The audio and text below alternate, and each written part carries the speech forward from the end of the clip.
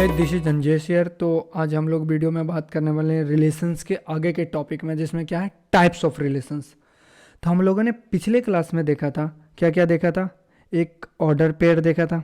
Ordered pair हमारा क्या होता है उसके बारे में हम लोगों ने डिस्कस करा था। ऑर्डर पेयर के बाद हम लोगों ने डिस्कस करा था क्या, कार्टेशियन प्रोडक्ट, जो कि इम्पोर्टेंट है। कार्टेशियन प्रोडक्ट ये आपको बहुत ज़्यादा आगे काम में आने वाली है। इसके साथ साथ हम लोगों ने जो डिस्कस करा था वो सबसे बड़ी बात थी कि सिंबल्स के बारे में डिस्कस करा था कि हमारे सिंबल्स क्या क्या हैं।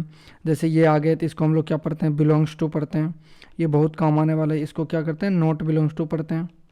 क्या पढ़ते हैं, नॉट बिलोंग्स टू। क्लियर है। तो हम लोगों ने सिंबल्स के बारे में पढ़ा था, कार्टेशियन प्रोडक्ट के बारे में पढ़ा था, ऑर्डर्ड पेयर के बारे में पढ़ा था, और एक और टॉपिक के बारे में पढ़ा था जो कि रिलेशंस, इसका डेफिनेशंस को हम लोगों ने देखा था। देन इसके आगे जैसे ही बढ़े तो हम लोग क्या पढ़े थे, एक इन्वर्स रिलेशंस के बारे में पढ़े थे, इन्वर्स रिलेशन। तो यहाँ तक हम लोगों ने पिछले वीडियो में कवर अप कर रखा है। तो अब जो हम इस वीडियो में न्यू टॉपिक कवर करने वाले हैं वो हमारा क्या है, टाइप्स ऑफ रिलेशंस। अब कितने टाइप्स के हमारे रिलेशंस होते हैं, उन सारे रिलेशंस को हम डिफरेंट डिफरेंट टाइप के रिलेशंस को देखेंगे। तो चलो शुरू करते हैं, आ जाओ।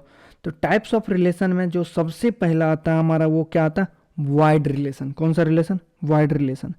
वाइड रिलेशन को ही दुनिया वाले प्यार से क्या कहते हैं, इम्पिटी रिलेशंस भी बोलते हैं उसको।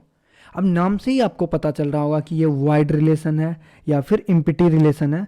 तो वाइड का मतलब नथिंग, कुछ नहीं होना चाहिए उसके अंदर, या फिर इम्पिटी, इम्पिटी का मतलब खाली है, वही हमारा होगा। नाम से ही हमें पता चल रहा है। तो इसको डेफिनेशंस के भाषा में देख लो क्या कर, let A be a set, कोई सेट ए है, देन उस सेट में जो हमारा रिलेशन डिफाइंड है वो रिलेशन क्या है, फाई।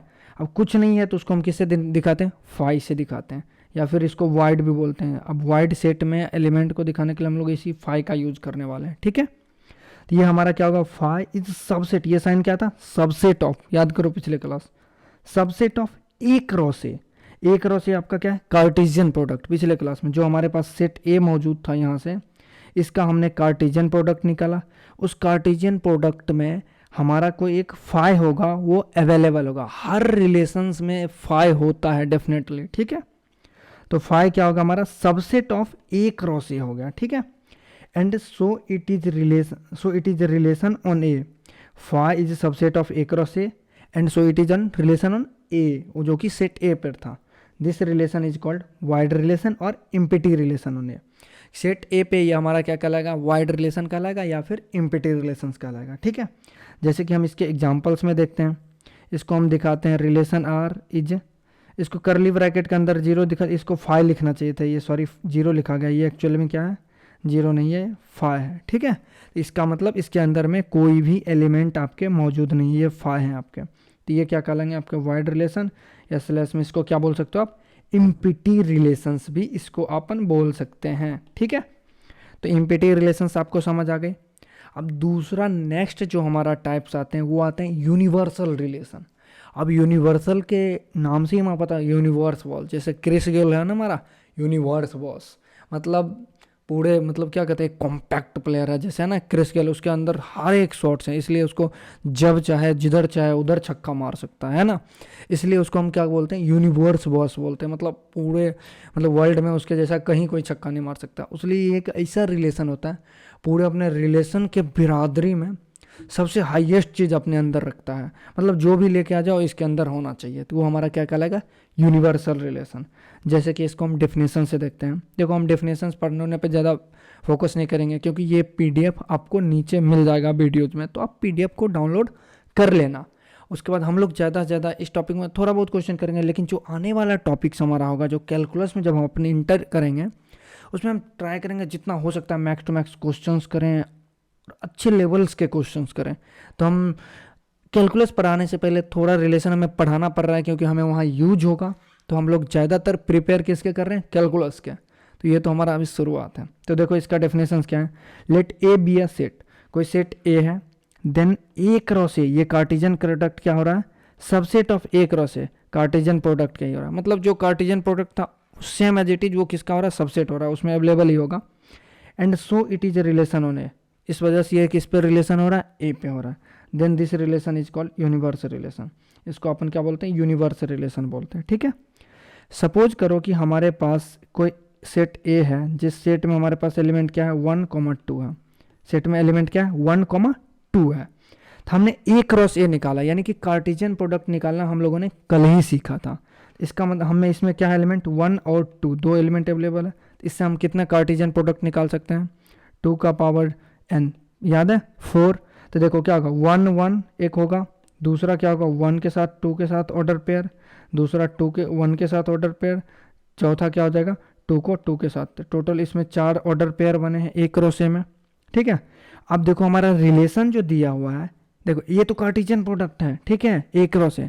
अब हमें रिलेशन डिफाइन करा है, जो मर्जी को दे सकता है, तो हमारे पास रिलेशन क्या दिया है, रिलेशन दिया है 1 1 ऑर्डर पेयर में, दूसरा ऑर्डर पेयर 1 2, तीसरा क्या दिया है 2 1, चौथा क्या दिया है 2 2।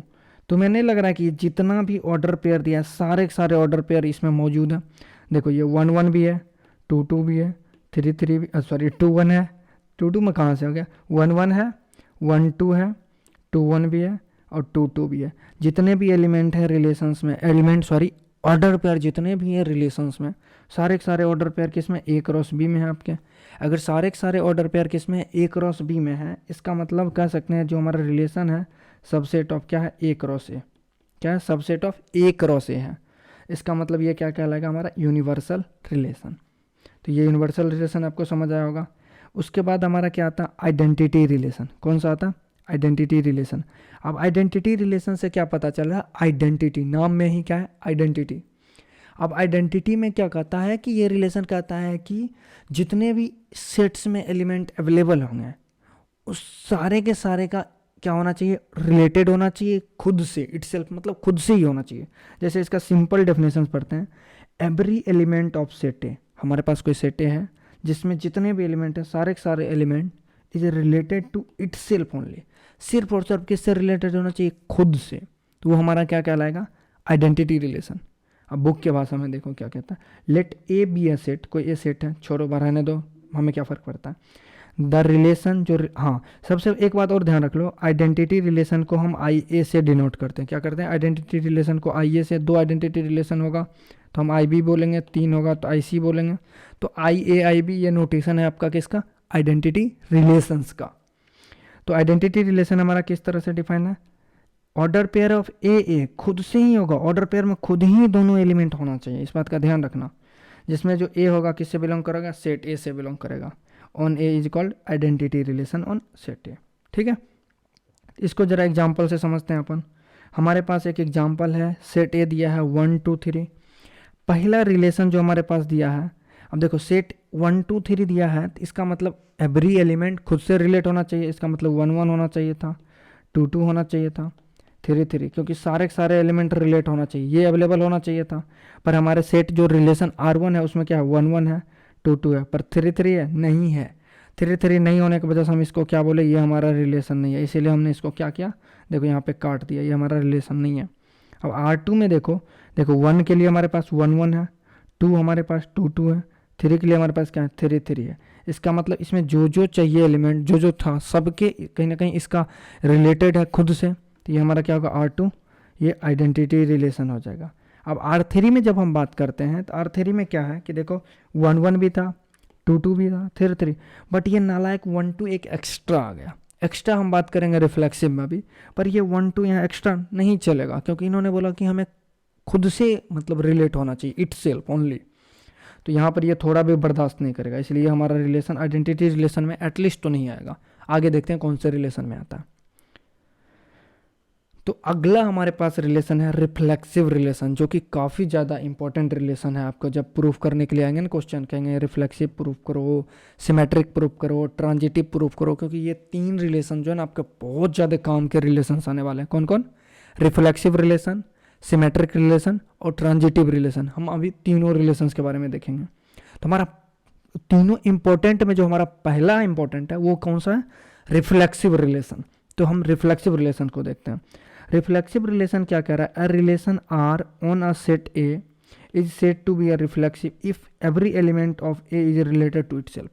देखो यहाँ पर एक लाइन बोला है कि every element of A is related itself, only नहीं बोला है, खुद से रिलेट होना चाहिए, बाकी एक्स्ट्रा होगा हमें चलेगा, हमें कोई दिक्कत नहीं है। जैसे हम भोज खाने जाते हैं ना, बोझ बनता है। तो कई कई जगह नालायक लोग होते हैं जो जिसको जिसको कार्ड भेजते हैं, न्योता, जिस गाँव में कहते हैं न्योता है, या फिर कार्ड भेजते हैं इनविटेशन, केवल और केवल वही बंदा अगर भोज खाने आ रहा है तो वो क्या हो जाएगा, हमारा आइडेंटिटी रिलेशन। अगर कोई दूसरा एक्स्ट्रा आ रहा है ना तो उसको निकाल के बर्तन साफ में लगवा दो। तो जितना को तुमने कार्ड इनविटेशन दिया, सिर्फ और सिर्फ अगर वही बंदा भोज खा रहे हैं तो वो तुम्हारे क्या हो जाएंगे, आइडेंटिटी रिलेशन है। अदरवाइज कई ऐसे भी भोज होते हैं नालायक लोग, तुम लोग भी करते होगे, कि इनविटेशन एक आदमी का है, तुम 5 दोस्त पहुंच गए, तो एक आदमी की इनविटेशन आया वो तो जाएगा, उसके साथ जो 5 आएगा ना, रिफ्लेक्सिव सह लेगा, कहेगा आ भाई तू भी खा ले, अब आ गया तो तुम्हें भगा नहीं सकता, तू भी खा ले। तो वो थोड़ा दिलदार आदमी है, रिफ्लेक्सिव रिलेशन, वो खिला देगा, भूखा नहीं भगाएगा। पर आइडेंटिटी रिलेशन है ना, तुम एक्स्ट्रा जाओगे तो कहेगा नहीं नहीं मैं नहीं खिलाने वाले, तुमसे उल्टा मैं बर्तन साफ करवा लूँगा। तो ये होता है रिफ्लेक्सिव और आइडेंटिटी में बेसिक भाषा में, ठीक है। तो जैसे देखो इसको हम डिफाइन करेंगे रिलेशन के फॉर्म में, ए रिलेटेड होगा खुद से, और ये एक इससे सेट ए से बिलोंग करेगा। जैसे हम एक एग्जांपल से समझते हैं ना, हमारे पास कोई सेट ए मौजूद है, उस सेट में एलिमेंट क्या है 1 2 3, हमारे पास 3 एलिमेंट है 1 2 3। अब ये हमारा रिलेशन R1 है, देखो इट सेल्फ से रिलेटेड होना चाहिए, एक्स्ट्रा होगा चलेगा, भोज खाने दूसरा कोई आ जाए चलेगा, लेकिन जितने को हमने कार्ड दिया उस सब के सब आना चाहिए भाई एटलीस्ट। तो उसमें से कोई भी एबसेंट हो गया तो हम बुरा मान जाएंगे, है कि नहीं। अगर मान लो तुम कोई रिलेटिव को कार्ड दे रहे हो, अगर सब के सब नहीं आ रहे तो बुरा लगता है ना, बाद में उसको तुम फ़ोन पे पूरे ज़िंदगी भर ताना देते रहे, तूने हमारी शादी में नहीं है, मैं तेरे शादी में नहीं है। अगर उसकी शादी हो गई होगी तब ऐसा नहीं, मतलब तुम्हारे घर में कोई काम होगा तो नहीं, अगर उसकी शादी नहीं होगी तुम तब तक ताना मारोगे कि तूने मेरी शादी में नहीं है, मैं भी नहीं आने वाला। तो ये चलता है इसके बीच। तो हमारे पास क्या है, 1 है तो 1 1 अवेलेबल है, 2 है तो 2 2 अवेलेबल, 3 का 3 3 नहीं है। ये कहेगा भाई मैं नहीं आने वाला तेरे शादी में, तूने नहीं आया तो मैंने भी नहीं आया, तो ये रिलेशन में नहीं आएगा, ठीक है। दूसरा रिलेशन देखो, ये 1 1 है और ये 3 3 है, फिर ये 2 2 नहीं है, एक मेहमान इसके रिलेशन में नहीं आए, मतलब इसके शादी में नहीं आया, तो ये भी कहेगा मैं भी नहीं आने वाला, ठीक है। अब तीसरा रिलेशन देखो, 1 1 भी है अवेलेबल, आपके 2 2 भी अवेलेबल है, अब 3 3 भी अवेलेबल है। अरे यार जितना इनविटेशन दिया सारे के सारे आ गए, चलो ये तो क्या हो जाएंगे, आपके रिफ्लेक्सिव हो जाएंगे। साथ साथ वेट वेट वेट, जितने लोगों को हमने इनविटेशन दिया था, 1 को दिया था, 2 को दिया था, 3 को, ये 3 ही आए हैं, ये किसी एक्स्ट्रा बंदे को नहीं लाए हैं। इसका मतलब चलो अगर किसी को नहीं लाए हो तो इसको एक इनाम तो मिला। अगर मान लो तुम किसी बंदे को नहीं लाए हो तो तुम्हें एक्स्ट्रा में मिठाई तो मिलेंगे ना यार। अगर तुम किसी को लाओगे तुम्हारे मिठाई कट के उसे में जाएंगे ना। अगर तुमने किसी को नहीं लाए हो तो जो एक्स्ट्रा कुछ मिलेगा तो वो तुम्हें ही मिलेगा, तो इसलिए इसको प्यार से क्या बोलते हैं, एक्स्ट्रा में ये आइडेंटिटी रिलेशन भी हो जाते हैं। क्या हो जाते हैं, आइडेंटिटी रिलेशंस आपके होते हैं। क्लियर है। तो ये देखो रिफ्लेक्सिव तो है ही है और ये आइडेंटिटी रिलेशन हो जाएंगे। क्लियर है। अब देखो R4 रिलेशन 4 में देखो क्या है, 1 1 है, 2 2 है, 3 3 है और एक्स्ट्रा चलेगा, लेकिन हाँ ये यही सेट ए से ही रिलेटेड होना चाहिए। इन्हें कि जब तुम आकाश पाताल से उठा के ले आओ तो ऐसा काम नहीं चलेगा ना, ठीक है। तो 1 3 होगा चलेगा, तो ये क्या होगा हमारे रिलेशन में होगा रिफ्लेक्सिव में। फिर से 1 1 2 2 3 3 है, अब 2 1 1 2, देखो 2 1 1 2 इसी से है ना, 1 2 2 1, तो चलेगा, ये भी आपके रिलेशन में होंगे रिफ्लेक्सिव रिलेशन में, ठीक है।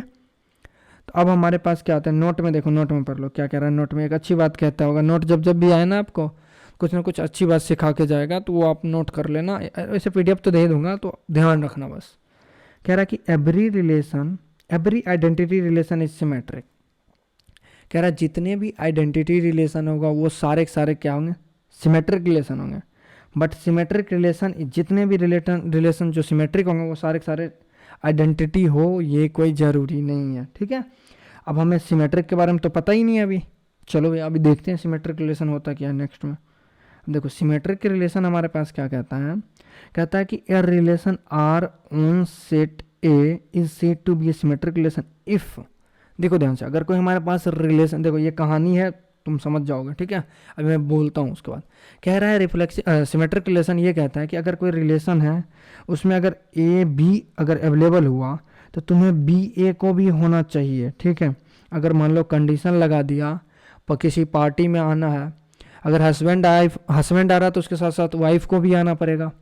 अगर वाइफ आ रही है तो उसके साथ साथ किसको आना पड़ेगा, हस्बैंड को। तो ये कंडीशन लगा दिया, तो ये कहा कि मैं तो अपने हस्बैंड वाइफ के साथ आया, तो दूसरा भी कहेगा वाइफ हस्बैंड के साथ भी तो आ सकते हो। ये दोनों होना किस में होना है, सिमेट्रिक रिलेशन में। सिंपल भाषा में समझो ना, अगर ए बी है तो क्या होना चाहिए, बी ए भी होना चाहिए। तो ये हमारा क्या कहलाएगा, सिमेट्रिक रिलेशन कहलाएगा। तो जैसे रिलेशन देखो आर डिफाइन किस तरह से, ए बी है तो बी ए भी होना चाहिए। तो ज़रा देखो एक एग्जाम्पल से समझते हैं। कह रहा है कि रिलेशन आर इस तरह से डिफाइन है कि order pair of x y such that x is divided, x is perpendicular to, x is perpendicular to Y.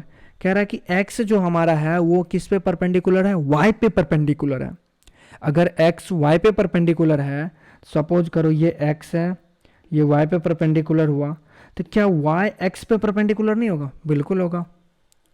बिल्कुल, अगर तुम राम के भाई हो तो राम तुम्हारा भाई होगा कि नहीं, डेफिनेटली होगा। सोचो, सीधा सीधा सोचो, अगर तुम राम के भाई हो तो राम तुम्हारा भाई होगा। ये हमारा क्या कहलाता है, रिफ्लेक्सिव सॉरी सिमेट्रिक रिलेशन का एक एग्जाम्पल है। उसी तरह से x is perpendicular to y तो y is also perpendicular to x। तो ये हमारा क्या होगा, रिफ्लेक्सिव सिमेट्रिक। मेरे को रिफ्लेक्सिव ये बार बार याद आ रहा है, ये कौन सा होगा, सिमेट्रिक रिलेशन। दूसरा हम देखते हैं, एक और एग्जाम्पल को समझते हैं। कह रहा है कि हमारे पास जो सेट ए है, और सेट ए क्या है, 1 2 3 4, सेट ए में हमारे 4 एलिमेंट अवेलेबल हैं, ठीक है। उससे हम पहला रिलेशन आर लिखते हैं, 1 3 लिखे। अगर 1 3 तुमने लिखा, 3 1 कहीं ना कहीं होना चाहिए, देखो 3 1 है ना अवेलेबल। हाँ, तो मतलब इसका मंडवाली हो, क्या बोलते हैं, माडवाली बोलते हैं ना ऐसे, कहाँ पे, राजस्थान में माडवाली हो गई है। मतलब दोनों में मतलब दोनों में ये समझौता हो चुका है। 1 3 है, 3 1 भी है। अगर 1 4 है तो 4 1 भी है। 2 2 तो पलट के भी देखो, 2 2 तो 2 2, ये ऑलरेडी खुद ही अवेलेबल है। और आपको पता है रिलेशन के अंदर हम दोबारा रिपीट नहीं करते, दो बार नहीं, एक ही बार लिखते हैं, ठीक है। तो इसमें जितना भी एलिमेंट है सब, अगर मान लो 1 3 है तो हमारा 3 1 भी अवेलेबल था। अगर 1 4 है तो 4 1 भी अवेलेबल है। अगर 2 2 है तो 2 2 ऑलरेडी अवेलेबल है। तो इसमें जितने भी ऑर्डर पेयर लिखे गए हैं सारे के सारे अवेलेबल हैं, और सारे के सारे जिस ऑर्डर में हमें चाहिए वही में अवेलेबल है। तो ये हमारा क्या हो जाएंगे, सिमेट्रिक रिलेशन हो जाएगा। अब इसमें देखो R2 रिलेशन 1 1 है तो 1 1, मैंने बोला था identity relations are symmetric relation. तो देखो 1 1 आइडेंटिटी है तो ये सिमेट्रिक होगा ही होगा। जैसे देखो 2 2 आइडेंटिटी है तो ये भी सिमेट्रिक होगा ही होगा, ठीक है। उस तरह 2 2 है, 2 2 भी होगा। 3 3 है, 3 3 भी सिमेट्रिक होगा। एवरी, देखो यहाँ तक हमें कोई प्रॉब्लम नहीं है, every identity relation is symmetric relation, यहाँ तक हमें कोई लोड नहीं है। लोड कहाँ पे आ रही है हमारी, 1 3 पे आ रही है। अगर 1 3 अवेलेबल है तो हमें 3 1 चाहिए था, तभी तो हमारा सिमेट्रिक रिलेशन होता ना। पर हमें 1 3 तो है, पर 3 1 हमें देखो कहीं रिलेशन में नहीं है। इस वजह से हम इससे पीछा छुड़ा लेंगे कि भाई तुम मेरे रिलेशन में नहीं आ सकते, मतलब R2 is not symmetric relation, ठीक है। अगला देखो, one of the most important relation types of relation है, जो कि है क्या, ट्रांजिटिव रिलेशंस। थोड़ा एनर्जी ले आओ, कौन सा, ट्रांजिटिव रिलेशंस। अब ट्रांजिटिव रिलेशंस क्या कहलाता है कि let A B any set, A क्या है, कोई एनी सेट्स है। A is relation, a relation R is, relation R जो है हमारा किस पे है, सेट ए पे है। Set to be a transitive relation if A B order pair किससे बिलोंग्स करना चाहिए, रिलेशन में होगा। बी सी ऑर्डर पेयर किस में होगा, रिलेशन में होगा। देन ए सी को भी रिलेशन में होना पड़ेगा। देखो देखो समझो इस चीज़ को, क्या बोल रहा है, कह रहा है कि अगर तुम रिलेशन लिख रहे हो, उस रिलेशन में ए बी है पहले से और बी सी भी है पहले से, तो तुम्हें ए सी को लाना पड़ेगा, तभी जाकर के ये रिलेशन क्या कहलाएगा, ट्रांजिटिव। अदरवाइज ये ट्रांजिटिव नहीं कहलाएंगे। जैसे हम समझते हैं हमारे पास सेट ए है, ए बी और ए बी सी, 3 एलिमेंट है सेट में। अगर हमारे पास ए बी है, रिलेशन में ए बी है और बी सी है, देखो ट्रांजिटिव में कम से कम हमें 3 एलिमेंट चाहिए, ए बी बी सी। तो देखो ए बी कॉमन होता है हमेशा, अगर ए बी है बी सी है तो ए सी को होना पड़ेगा। ये बी कट जाता है, ये लास्ट शुरू लास्ट में, तो देखो इसमें है ना, तो ये हमारा रिलेशन डिफाइंड है। जैसे एक एग्जाम्पल से अपन समझते हैं, in a set A of natural numbers, natural number का सेट ए है, कह रहा है कि relation R is defined by x is less than y. कह रहा है नेचुरल नंबर है, अगर नेचुरल नंबर हुआ तो इसका मतलब 1 2 3 4 5 6, ये नेचुरल नंबर का सेट है। कह रहा है x is less than y, अगर 2 3 से छोटा है, 3 6 से छोटा है, तो हम बोल सकते हैं 2 3 से छोटा है, 3 6 से छोटा है, तो 2 6 से छोटा होगा कि नहीं, ऑब्वियसली होगा ना, समझ रहे हो मेरी बात। अगर 2 3 से छोटा है, 3 6 से छोटा है, तो 2 6 से छोटा होगा, ऑब्वियस सी बात है। उसी तरीके से यहाँ पे क्या बोला, A is less than B and B is less than C, already दिया हो then A is less than C होना चाहिए। तो ये हमारा क्या कहलाएगा, ट्रांजिटिव रिलेशन कहलाएगा, ठीक है। और इसको लिखते कैसे हैं, देखो ए इज आर से, देखो A is related to B and B is related to C, there implies A is also related to C होना चाहिए, देन हेंस रिलेशन इज क्या कहलाएगा आपका, ट्रांजिटिव रिलेशन, ठीक है। अब देखो अब क्या कह रहा है, एंटी सिमेट्रिक रिलेशन, अगला क्या है 7th में, एंटी सिमेट्रिक रिलेशन। बिल्कुल सा बेसिक है, ये फालतू है, सिमेट्रिक रिलेशन जैसा ही है।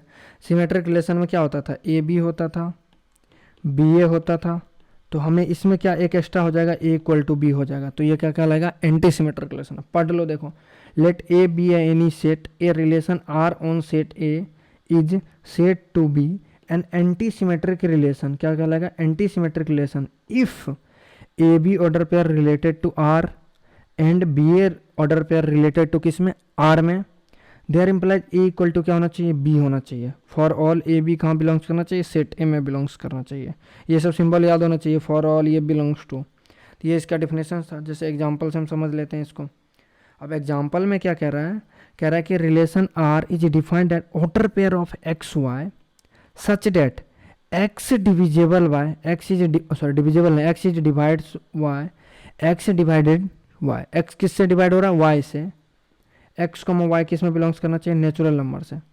अब मान लो नेचुरल नंबर में हम कोई एक एलिमेंट ले रहे हैं ए को हमने बी से डिवाइड किया, एंड उल्टा भी होना चाहिए, बी ए भी होना चाहिए, तो हमने बी को ए से डिवाइड किया, ये केस होना चाहिए।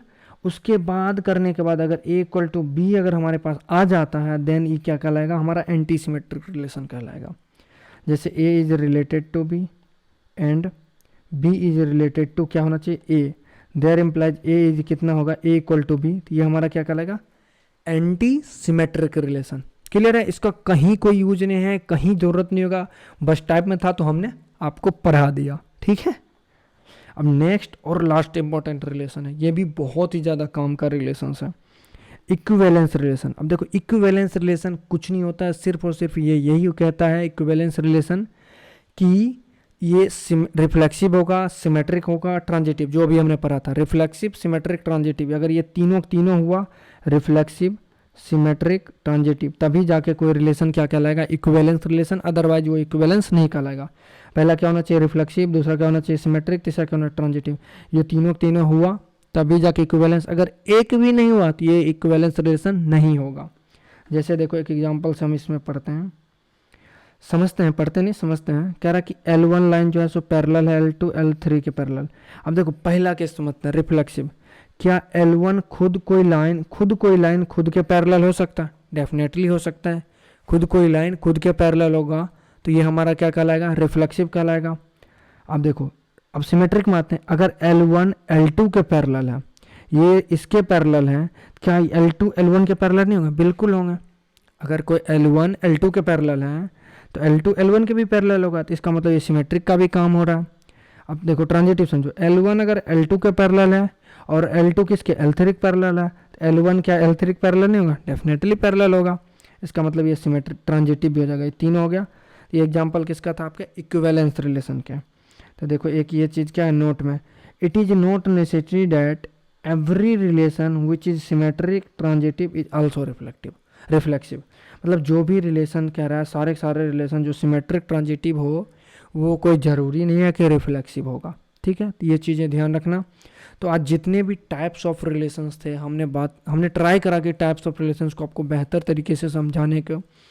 तो अगले वीडियो में हम लोग मिलेंगे कुछ बेसिक से क्वेश्चंस के ऊपर, हम लोग उसमें क्वेश्चंस करेंगे। यहीं पे हमारा रिलेशंस का काम ख़त्म होता है। अब हमारी वीडियो जो आएगी ना, वो हम लोग किस पे बात करेंगे, एकदम फंक्शंस में घुसेंगे।